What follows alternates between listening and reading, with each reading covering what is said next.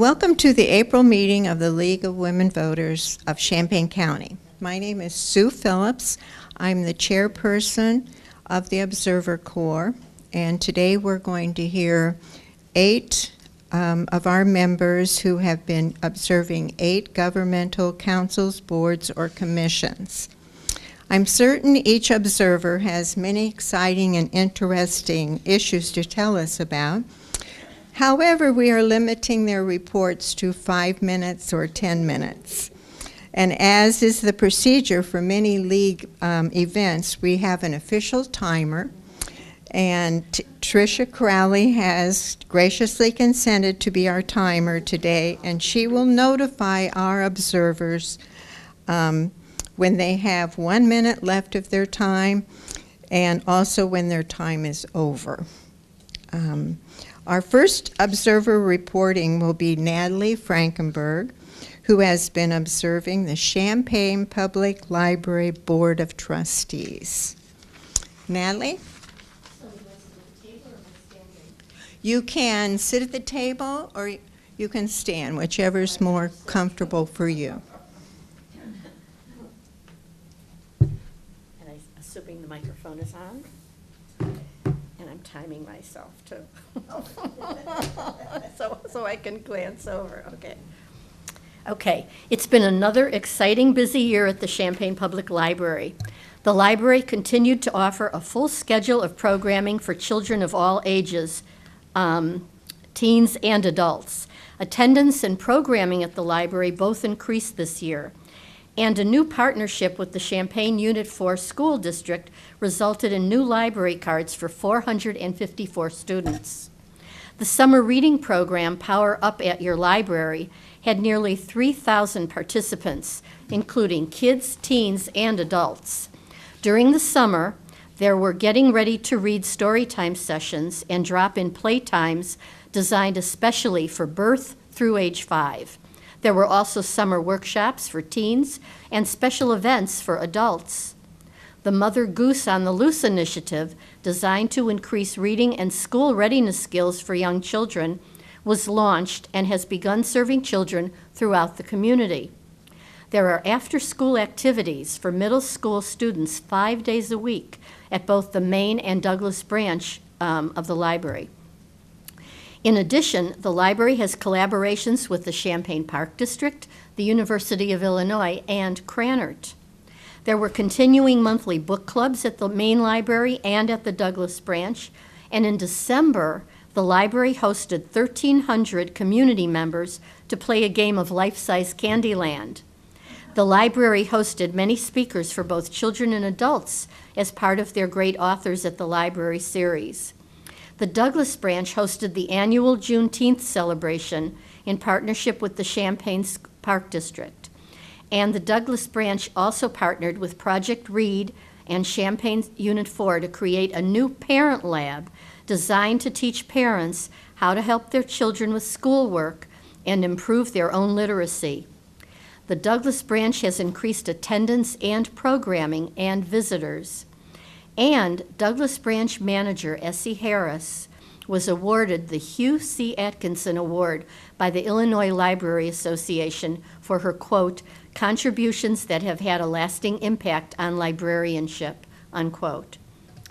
Since March 2018, Launch at the library has engaged 1,055 area entrepreneurs and business owners at launch seminars, workshops, and monthly roundtable discussions, including a Money for Your Business event that drew 54 participants. The walk-in co-working space is busy every day of the week. And since beginning, the launch has advised more than 100 entrepreneurs, including 3 of the top prize winners of this year's COZAD New Venture Challenge at the U of I.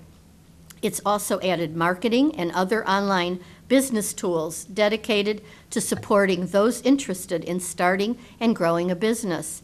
And another part of the new endeavor is a young entrepreneur program for high school students. Another new venture of the library is a writer's workshop taught by local authors. In addition, the library is hosting a short story contest with the top 3 finalists invited to read their stories at a special ceremony during National Library Week, which was last week. In August, the library began a new auto-renewing service. Any eligible items that have been checked out will renew automatically and up to 10 times. And this only applies to items from the Champaign Public Library. The 3rd annual food truck rally was held in August and attracted over 1,500 community members. And the cafe run by the library continues to show a profit. In January, Adult Services presented a new activity designated for seniors with memory issues. It's called Walk with a Friend, and 53 participants at area care centers were involved. In addition, in an effort to connect with seniors outside the library, an Adult Services staffer led activities and stories for 67 participants in February and March at area senior centers. The Library Foundation and Friends continue to support many of the events, and there are concerts and other special events on weekends and various speakers speaking on things of interest to the members of the community. And that's about it. I mean, there's lots more, but my time is up.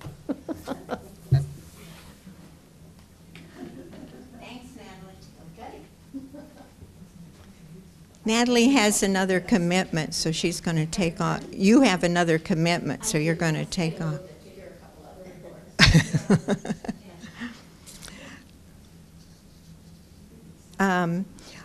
Our next report will be on the Champaign Park District, and our observer is Kara Finnegan. But Kara is unable to be here today, so she emailed her report to me, and I will read it for you. The Champaign Park District states that its mission is to enhance our community's quality of life through positive experiences in parks, recreation, and cultural arts. The board is governed by 5 elected members. At this month's election, incumbent Tim McMahon retained his seat, the only seat up for election on the board this time around. The longest-serving member of the board is Commissioner Barbara Kuhl, who was recognized last November for her 15 years of service. Because of the death of a family member last fall and a heavy travel schedule at work this spring, unfortunately, I have been unable to attend monthly board meetings regularly. So this report will include information gleaned from publicly available meeting minutes, as well as my own observations from meetings I did attend. Since my last report 1 year ago, the board has been focusing on 3 projects in addition to its heavy regular schedule of activities. First, the major fundraising and planning continues for the Martin Center. In late 2017, the founder of Human Kinetics, Rainer Martins, made a $4.4 million donation to seed the construction of a $10 million multi-purpose community center at what is currently Human Kinetics Park on North Market Street. When complete, the center will house the Don Moyer Boys and Girls Club, and it will also have playing fields, a walking trail, and other amenities such as a cafe, kitchen, gymnasiums, classrooms, and other multi-purpose spaces. Right now, it is set to open in 2020. Second, the Park District is now maintaining the walking paths at the new Carl at the Fields at I-57 and Curtis Road. This appears to have been a complicated agreement because parts of the area where the walking paths were had not been annexed and things were needed to be sorted out legally. The trail is called Carl Community Trail, and it circles the 213-acre development. Finally, the Park District recently approved a 10-year comprehensive plan that will serve as a planning tool through 2029. It includes a special emphasis on helping Champaign citizens to pursue wellness and healthy living. The plan is available to the public at the Park District's website, and I encourage people to take a look. The plan is not meant to be a list of firm commitments, but rather a guide for future planning. In the short term, it will help to shape the district's new 3-year strategic plan. I have been the league observer for the Champaign Park District Board for nearly 2 years, and because of ongoing challenges with my work schedule, I will be stepping down as of May 2019. Although I have lived in Champaign for nearly 20 years, I had not realized the extent of the Park District's work, and I learned a lot from my time as an observer. I was very often the only member of the public at the regular monthly meetings, and it's clear that the board and the Park District staff would like more members of the public to attend meetings. I encourage anyone interested in learning more about the Champaign Park District to take on this observer role. That was from Kara. Our next report will be on the Urbana City Council, and it's by Barbara Schleichter.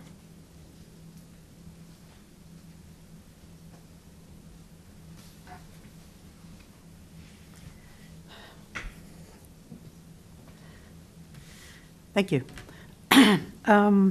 Yes, I'm reporting on the Urbana City Council, but I have just observed for the first and second Mondays of the month. So I've broken it down into departments. First is government. The mayor and city council has primarily remained the same as last year, except for Ward 3, with the election of Aaron Ammons to the seat on, I guess he's the county clerk. Charisse Hersey is the new Ward 3 representative. She was named in, let's see if I have that, December of 2018. Finance Department. The 2018-2019 budget was passed in June 18th, 2018. The budget was developed to lay the foundation for the future with all the changes that are taking place in the city of Urbana. The budget consists of $45.8 million in expenditures and $43.6 million in city revenues. Community development. It was announced that the school district 116 would have an auction for the former Washington School on Broadway. The city had rezoned that property for low to moderate residential land use. The Urbana Landmark Hotel in Lincoln Square was sold in September of 2018 for $1.3 million to an unnamed real estate firm with hotel experience. They are currently studying the viability of the structure continuing as a hotel, banquet facility, restaurant, and bar. In January of 2019, it was announced that a new development at the intersection of Lincoln and University Avenues would be considered by the planning department. The Gather, that's the potential name of the new development, would be a mixed-use development consisting of apartments, townhouses, extended stay rooms, and retail. The developer is Dallas-based Rail Development. Economic development. Frasca International, Inc., which owns the Frasca Airport, was awarded a contract by the U.S. Navy to build 10 on-ground helicopter flight simulator training devices. This was a subcontract with Flight Safety, which is a company out of Colorado, and it was for $73 million. It's a military contract. As many of you have noticed, the Idea Store was relocated in Lincoln Square Mall in 2018. The Urbana City Council voted to close the Urbana Civic Center as of December 31st, 2018. It was estimated that it would take somewhere between $750,000 to $1 million to rehab the facility to standards where they could reasonably rent the facility. It was believed by closing the Civic Center that they would be saving about $600,000. This was, in terms of public safety, the fire department has a new fire chief that was named in August of 2018, Mr. Charles E. Laus, I guess that's how you say his name, came to the city of Urbana after 30 years of service in the city of Pekin, Illinois, and he was also most recently the fire chief for the city of Peoria. Both the fire department and the police department had expenditures for various improvements in their safety equipment. Public Works, MCOR project. Many of you are probably familiar with it, dodging the road construction out there. Phase 4, or project number 4, began on March of 2019. This really just affects the campus area from Wright Street, on Wright Street, from White Street to Armory. If you've been on campus at all, you know how that has all been torn up. Project number 5, which actually affects Urbana, is scheduled to begin this month in 2019, although I haven't seen anything out there. The construction will affect Green Street between Busey Avenue to Ray Street in Urbana. This portion of the project will include street reconstruction, improvements to the sidewalks, new street lights, and on-street bicycle lanes. I know there's also probably some bump-out parking curb changes by I think it's the First Presbyterian Church of Urbana. MCOR is a transportation restoration project funded by federal, state, cities of Champaign and Urbana and the University of Illinois. Sustainability and environmental conservation. The city of Urbana is working to partner with SunPower. It's a San Jose, California-based company to develop 41 acres of Urbana's landfill for a solar array. Again, it's a proposed project they're looking at. The ultimate goal of the partnership would be to provide the city with the opportunity to purchase up to 40% of the electricity the project would produce. This would provide annual electricity for the City Hall building. This project would depend on funding from the state of Illinois' lottery process through the Illinois Future Energy Jobs Act. The Arbor Foundation named Urbana Tree City USA and Growth Award. The city has demonstrated environmental improvement and high level of tree care. Solar Urbana Champaign version 4.0, which is a solar purchasing power sponsored by the city of Urbana, the Prairie River Network, and Midwest Renewable Energy Association. This program intends to help pool the buying power to secure sufficient discount that makes installation of solar energy equipment affordable. This is the 4th phase of that project.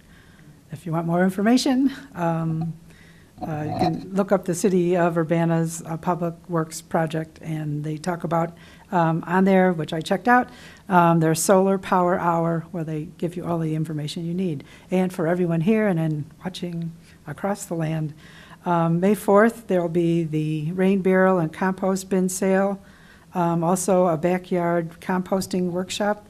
One of the workshop and sale will be held at the Anita Purvis Nature Center. And on May 18th, there will be the electronic recycling at Parkland College. You do need to register in order to drop things off, as I found out. And finally, the dockless bike sharing project. This project was a joint project between the cities of Urbana and Champaign and the University of Illinois. The Urbana City Council approved of this project in June of 2018.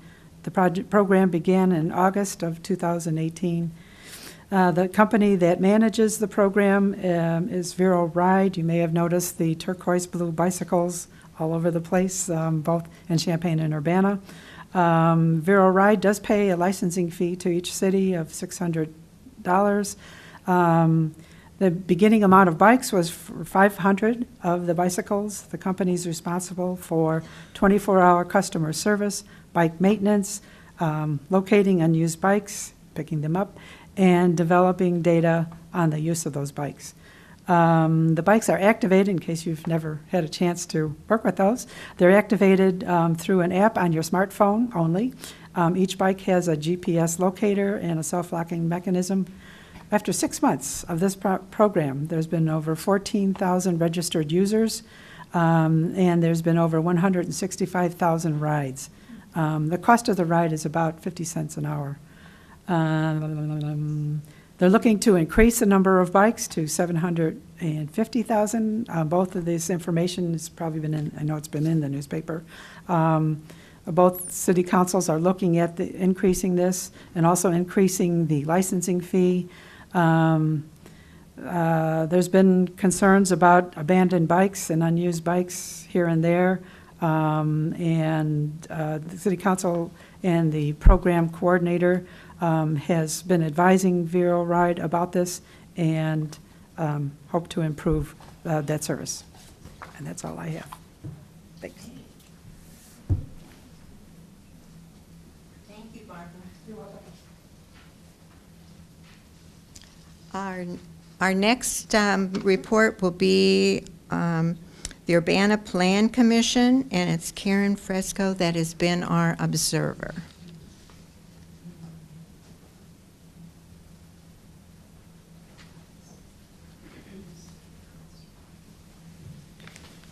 This, I volunteered and joined this beginning January 24, so I pick up then. It's a busy commission and well-run. I recommend their website is just rich with information, very well organized. It has a mission statement, an archive of agendas, packets, and minutes, annual reports, an application to be a commission member. It's got a schedule of meetings, the commission bylaws, the special use permit brochure, a list of the commission members plus contact information for each, a list of the commission staff with contact information for each, all hot linked, a list of upcoming meetings the next 6 months, and a list of the most recent meetings, the last 6 months. And for each meeting, there is a hot link to the documents for that meeting, the agenda, the draft minutes, the plan case documents, and a video recording for each meeting. So they really should get compliments for it. I would say this also, the minutes that the staff provide are very substantial and detailed, including when there's public comment for each person, every single point that they bring up. Usually it's an opposition. People will show up when they're exercised about something. So the commission members, there are 9 members, 3 women and 6 men. Actually, there are 5 men now. Turner has left the commission because he moved to a different city. So there's a spot vacant. And if you know somebody, this would be a very useful. I get the feeling from observing that this mayor and this city council are very interested in development. There seems to be a lot of work to go. So it would be an important commission to have good people on. There's a spot to fill. Fell is the chair. I'm sorry. Tyler Fitch is the chair, and he runs it very efficiently with great collegiality, but keeps things moving right along. He doesn't. He never gives the impression of cutting people short on when you've got public comment. I think that's important to him to listen. So what he'll do, I think, is offload case studies to the next meeting in order to make time for that. The meetings run an hour and a half to 2 hours, maybe 2 hours and 15 minutes, but not beyond that. Among the members, Fell is notable because he's an architect, a practicing architect in town, and often has really useful comments, criticisms, and suggestions growing out of his experience. Hopkins is another committee member who's really valuable because of his long service on the committee. He can provide historical context. For example, I think this is really important. He warned his colleagues against considering rezoning in terms of the project the particular project that's being presented, because he says what will happen is that the project will be accepted by the city, and then somehow it just never comes to fruition. But the city is stuck with the rezoning decision, so that's there. You see, I think this is very important. The staff is also very good, very well informed. They present the case studies. You have the documents ahead of time, but they will walk through the salient points, and answer questions from staff as they go. Lori Pearson is the planning manager and zoning administrator, and on top of being an information point person, she also gives advice on administrative strategies as far as moving something through the system efficiently and effectively. Let me just say something briefly now about the cases that were brought before the commission while I was observing. There is the regular housekeeping type of thing, like updating the official zoning map, or amending the Urbana zoning ordinance with rewordings that make things clearer for users. Word now about more major things, and somebody's already mentioned the project at University in Lincoln, the southeast corner of that, where you've got the railroad tracks coming through. Apparently that's been approved now. That was what, okay. Let me just, since other people were short, mention that there's something on University that Chris Saunders is developing. It's going to be retail and multifamily. And I'd say that those were the two important ones. Then there's something just over the horizon on the 23rd at the Urbana Free Library. There's something else going up on South Lincoln, multifamily. 6 to 8 p.m., Urbana Free Library. If I could, well, you know, if I had a suggestion that might be relevant to all observers, and that is, I think it's a shame to just put these reports in an archive. They should be posted, particularly with the News Gazette covering less and less. They just don't have the staff. It would be a public service to make it available.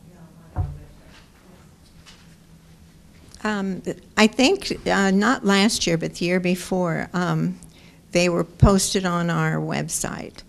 And maybe that, I will be giving the reports to the president, and they will be deciding, you know, what can be done to make them accessible for everyone. But you know, our meeting today is being televised, and it's being recorded, and it will be rebroadcast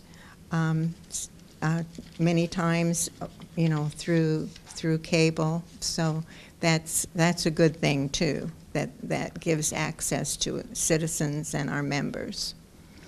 Our next Board or Commission that we're going to hear about is the Urbana Board of Education, and Grace Shadel will be talking about that. And of course, she has 10 minutes to tell us.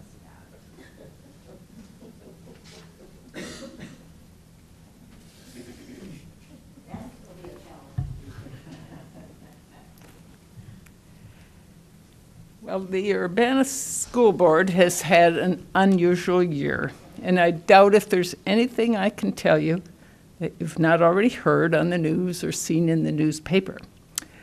While doing all its regular work of approving budgets and new staff hires, this year the board has fired several administrators and is engaged in finding replacements. The board meetings have been crowded with teachers, parents, and students wanting to express their feelings on the changes in the schools. Some meetings were so crowded that the fire marshal had to limit the number of people allowed into the board meeting room. Many teachers expressed the opinion that they, the teachers, should have been treated more as partners and been included in the decisions about the changes. Because the citizen statement portion of the meetings went so long, the board meetings have also lasted very long. The board's policy is to allow 5 minutes to each person wishing to address the board. Many meetings had over 20 citizens speaking, so the board could not begin its agenda until after 9 p.m. or even later. My observation is that a change in discipline needed to be made because what had been done wasn't working. Superintendent Owen had been working for 3 years to gradually implement a change toward the restorative justice program. He was cautioned by the board, especially the board president, to go slowly, but I think he felt that 3 years of preparation was sufficient. There was much resistance to the change, including outright refusal by some staff members to go along with the new plan. The city of Urbana has many social problems which have come to school with the students, and violence, regrettably, also found its way into the schools. There was the false perception that the new restorative justice program, there would be no consequences for misbehavior. I think that Dr. Owen's biggest fault was trying too hard to make sure the education and discipline received by every student was equitable. My opinions, of course, are formed by the information presented at the open board meetings, but it has always been a frustration as an observer that the very meetings I would like most to hear are the ones that are closed to the public. The board will remain almost the same after the recent election. 3 of the 7 seats were up for election. Here in Urbana, board seats are elected by sub-districts. Member Rollins Gay chose not to seek another term, and Tori Exum ran unopposed for that sub-district. Members Pulaski and Hall each had opposition in their elections, but voters retained both of them. I think this is an indication that in this period of instability in the administration, stability on the board is important. It is expected that the county clerk will certify the election results on April 22nd, making it possible for new member Exum to be seated at the April 23rd meeting in time to take part in the selection of the new superintendent. Another factor in the drama last fall was a stroke suffered by board president John Dimmitt, who had to miss several meetings. Mr. Dimmitt is a strong leader, and the board floundered a bit during his absence.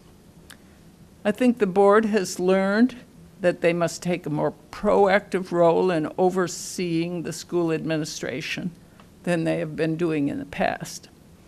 They are emphasizing the availability of all documents on the district's website.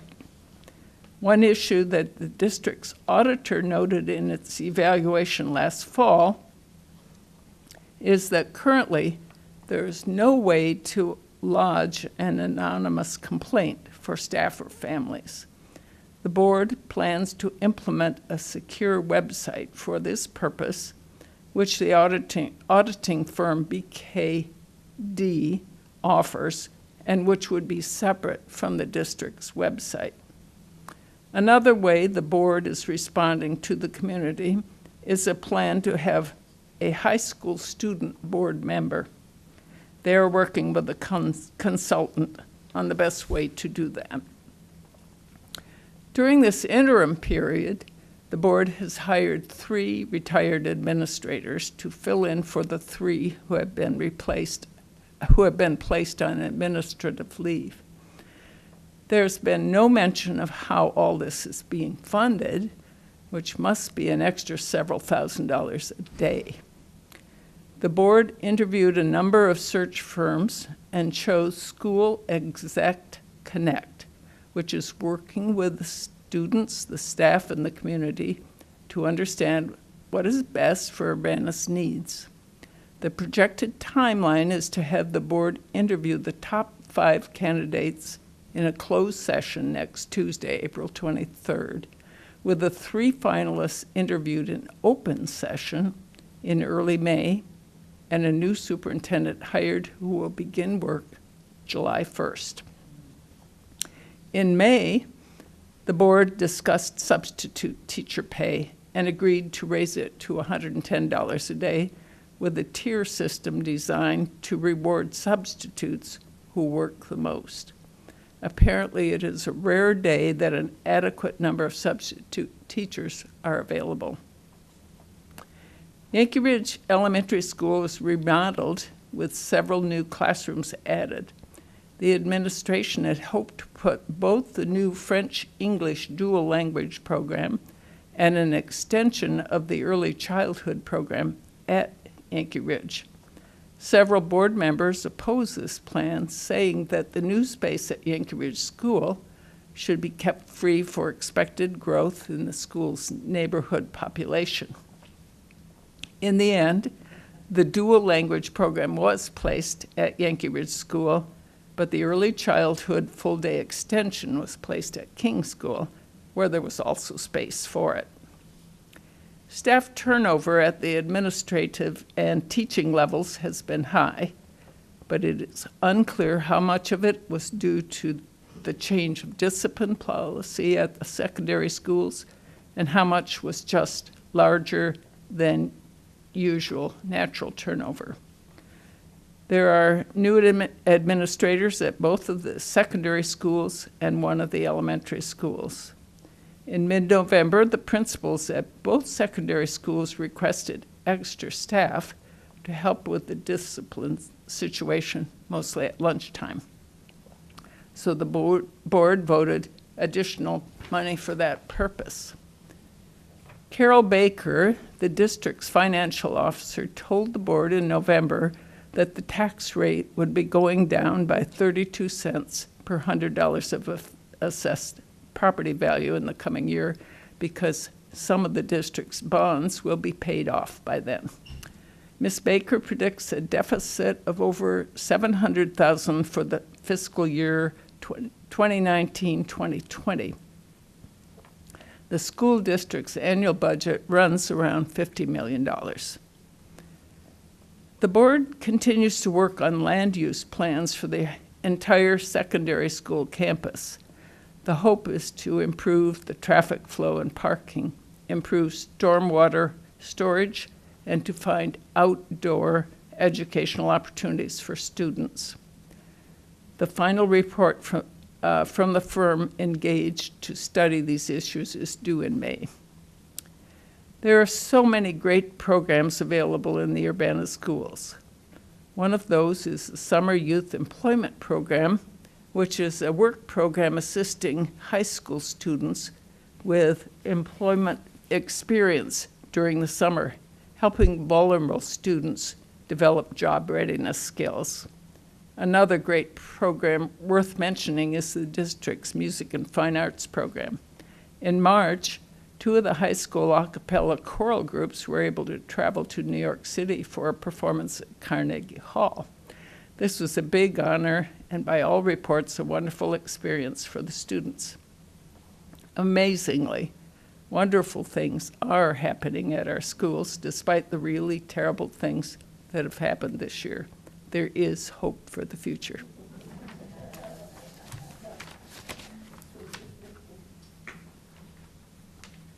Thank you, Grace.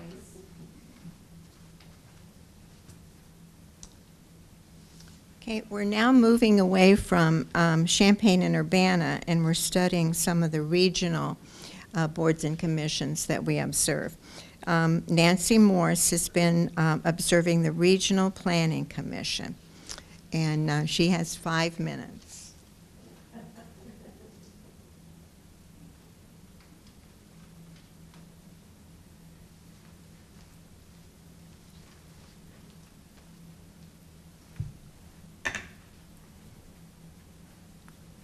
I've been observing the Regional Plan Commission for quite a while, since back in the day when John Dimmitt was the head of that. It's an interesting group. It is an efficient group. The staff is very helpful, and I'm finding it interesting.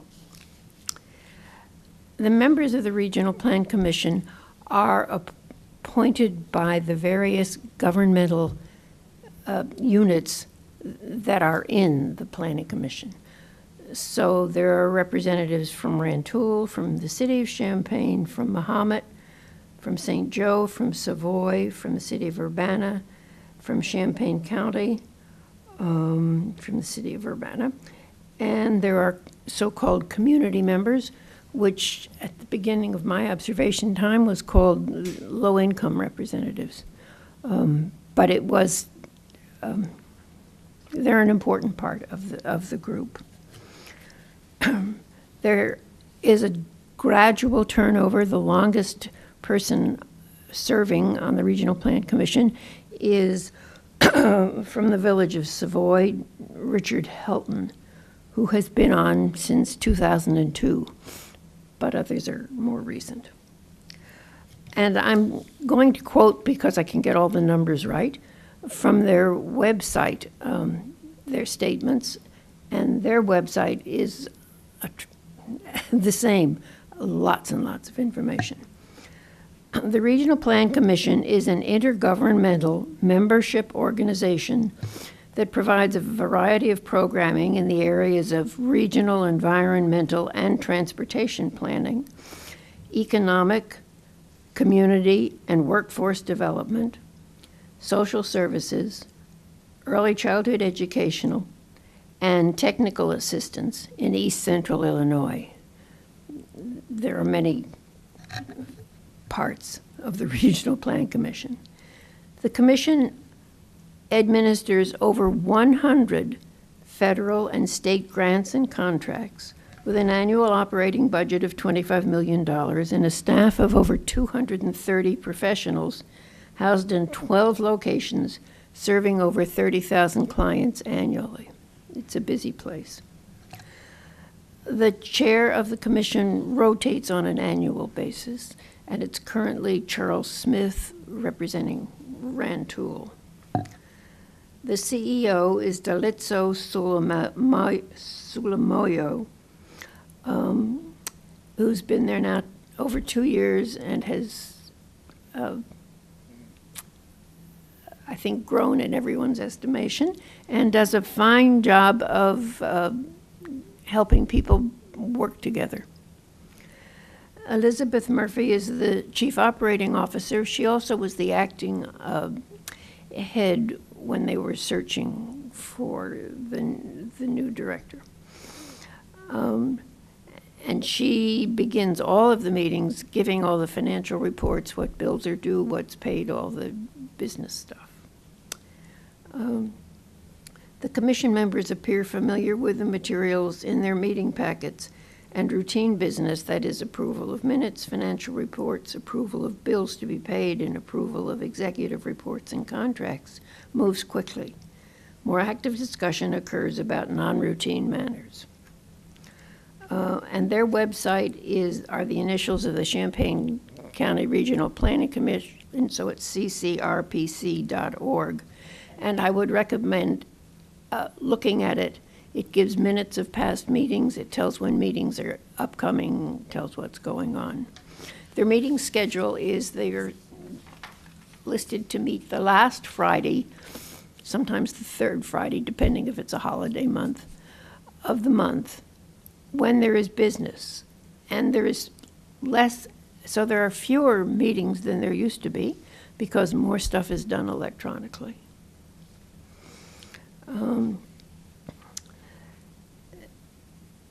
Each government that is represented pays dues, and that's how the regional plan gets some of its money.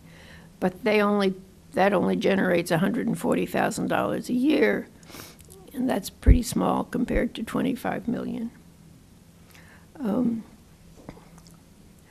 The RPC also charges for some of the things that it does. If they work for something outside of their region, they charge for it. One of the newer funds, just to let you know what's going on, is the Workforce Development Fund, and that supports projects of the WorkNet Center. This government stew is and the WorkNet Center is the local agency charged with employment and training needs of the economically disadvantaged and dislocated workers in Champaign, Ford, Iroquois, and Piatt counties. So that's a much larger reason than or a region than just locally. Head Start is one of their functions, and Head Start is maintained full enrollment, and that is 576 children for this past year. They have centers in Savoy, Champaign, Urbana, and Rantoul, and Urbana. And they also then, for their early childhood, very early childhood, under 3, utilize family child care. All right, and they get good reports. Thank you, Nancy.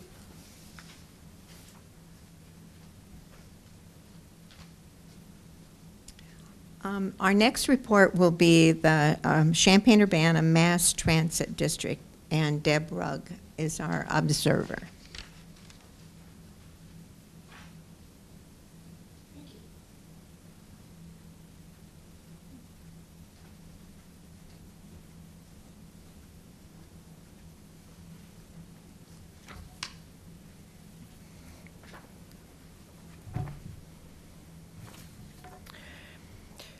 The MTD, previously called the CU-MTD, so that's my observer report for this year.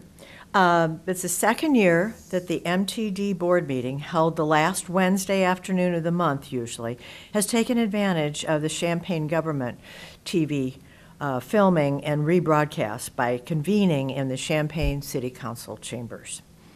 During the last year, CU-MTD rebranded as MTD, and this is reflected on their webpage also. And as mentioned by previous observers, just an amazing resource for anything MTD, whether you're a rider or you want to know as a citizen. Occasionally, there's a person or two of the riding public who takes advantage of the audience participation section early in the agenda. Much of the time, the News Gazette reporter, who varies, and I are the only audience.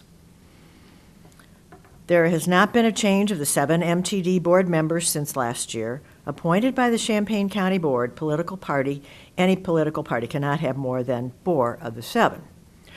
They are Dick Barnes, Linda Bauer, Bradley Dial Chair, Margaret Chaplin, Vice Chair, Matt Cho, James Farron, and Bruce Hannon. Officers elected every year, but these have been constant for 2 years. These are very tightly run meetings with materials distributed to the board at least a week in advance. The full packet is also available on the web page. The 3 committees of administration, facilities, and service delivery are board members, which usually meet between meetings.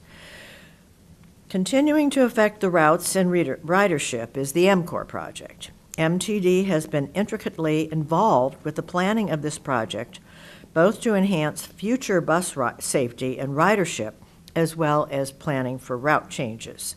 This spring's restart of the construction season sees the major campus upheaval, with Wright Street being at the center. There is much optimism that the finished project will bring many good changes. As MCOR continues, the MTD is looking and planning ahead for the Yards development by Hans Grodeluchin and his development group. I think it's an acronym, but I can't remember what it stands for, Yards. This is a major redevelopment of the area near and south of the MTD terminal. The City of Champaign, MTD, and the UI Athletic Department, Yards plan for downtown Champaign is to be completed by 2023. MTD got involved because its terminal must accommodate more bus and passenger traffic, as well as its interest in being involved with how their neighborhood is developed. The board committed to the MTD scope of the project on April 15th, 2019. That isn't committing to funding. The contractors and architects haven't been planned, but they approved the scope. That scope is all north of Logan. It is anticipated that funding will come from a $25 million federal grant. MTD reminds the board and public sometimes it takes several years of applying to get a grant, and that they have been successful in the past to obtain needed dollars, though there is a backup plan for the money if it does not. As with the terminal, now 20 years old, this Yards project has a goal when up and running being a revenue-neutral scenario. The board also approved a $72,000 consultant hiring to make sure this complicated Yards project goes well. South of Logan, Grodelution is continuing conversations with the city and the U of I. He's still very positive, but they're not as final as the MTD ones. There will be another joint study session with the city of Champaign. All discussions of this come with many maps, diagrams, which I find fascinating as this project fleshes out. I keep finding myself looking sideways, trying to figure out really where all this is happening. I'm starting to get an idea. They're putting up some 3D stuff now.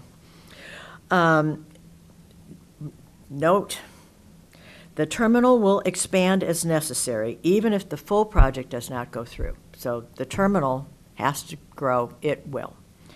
MTD continues to meet with Urbana also, of course.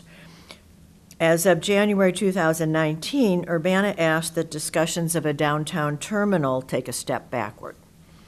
Tech improvements continue as old hardware and outdated software are upgraded. Tech upgrade will also allow real-time bus tracking.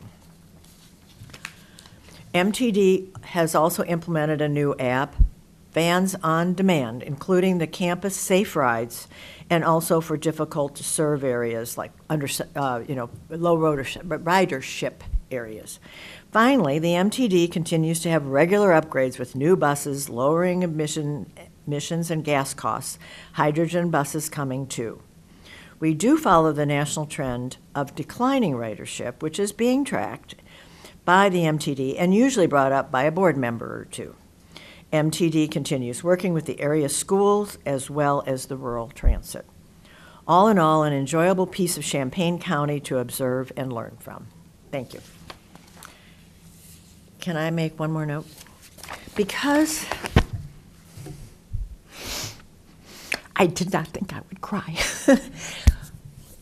Because this is the observer meeting, and because Bernadine Stake was on the Urbana City Council forever and ever, as well as being a league member for life, I should note that we lost Bernadine earlier this year, and it just seemed like this is a good time to say, man, she contributed a lot to our community.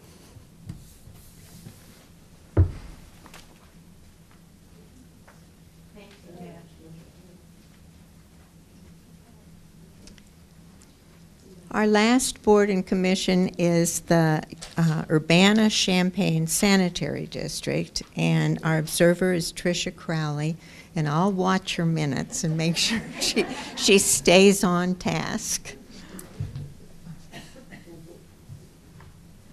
All right, thank you. The Urbana Champaign Sanitary District is a local governmental unit, a 3-member board. The board is appointed by the Champaign County Board. The current members are Lydell Myrick, Jenny Putman, and Jerry Lake. And Jenny is a longtime league member and has been on the UCSD for many, many years, but her term is up, and she's now reapplied. There will be a new member in June of this year. Jenny has raised the appropriateness of the annual salary of the board members, which is $6,000 a year, every year. The board meetings, they meet once a month. They're 2 to 2.5 hours. This calculates to a very nice rate of pay, hourly rate of pay.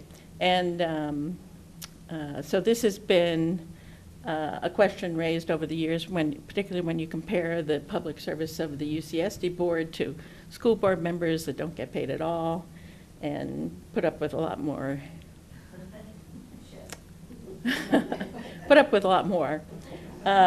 So I'm sure when the new member is appointed, the position of that person on this particular issue will probably be investigated. The board changed their meeting times this year from daytime to evening on Tuesday nights for the specific purpose of making the meeting more available to public members, of whom there are usually none except for me. So, but the intent is to be publicly transparent and available, and to that end, over the course of the last couple of years, they've redesigned their website and their public communications policy and things of that nature in order to make sure that they are more available to the public. And the board is very responsive to concerns about process. So what does the UCSD do? They take care of the sewers, the sanitary sewer system in Champaign and Urbana and Savoy, and also Bonneville now, connected to Bonneville. So to some extent, you know, the work that they do is not very visible to members of the public. It is very visible to developers, because the ability to connect to a sanitary sewer is one of the critical factors for whether land is ready for development.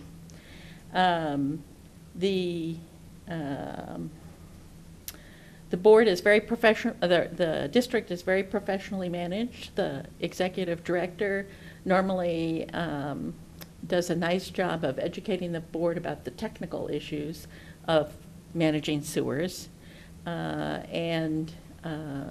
the board members are very informed about those particular issues.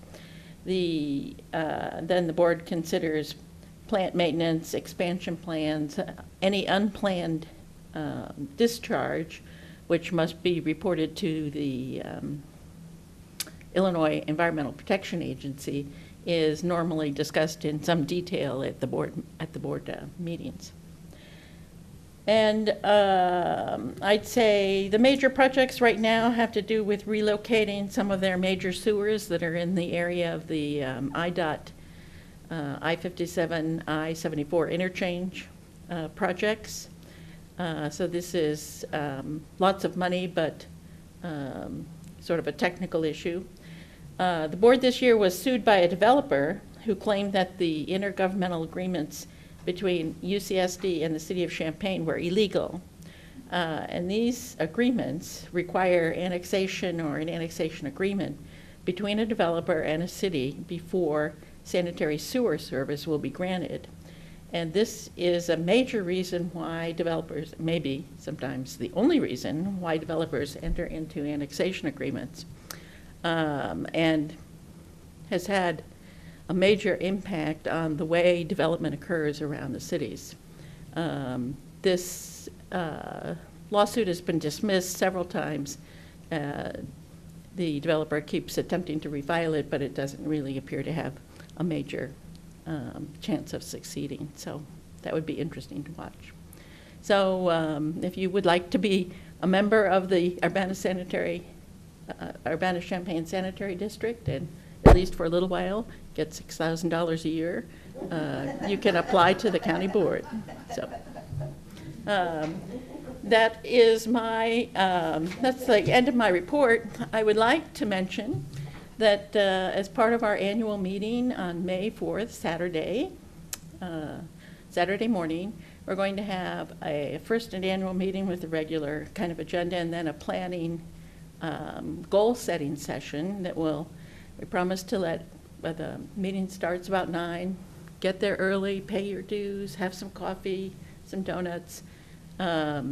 Starts at 9. We're hoping and promising to get you out of there by 1 o'clock, but essentially this will be a very important session for league members to attend in order to have input on where we're going, what priorities we need to set for the next couple of years. So I'd urge everybody to attend the information. I have some flyers on the back that you can pick up, tell you where and when exactly this meeting is going to be, but I'd urge everybody to put it on their calendar.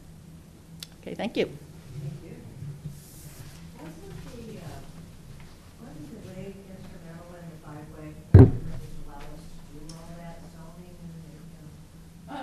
Certainly, they were in favor of the.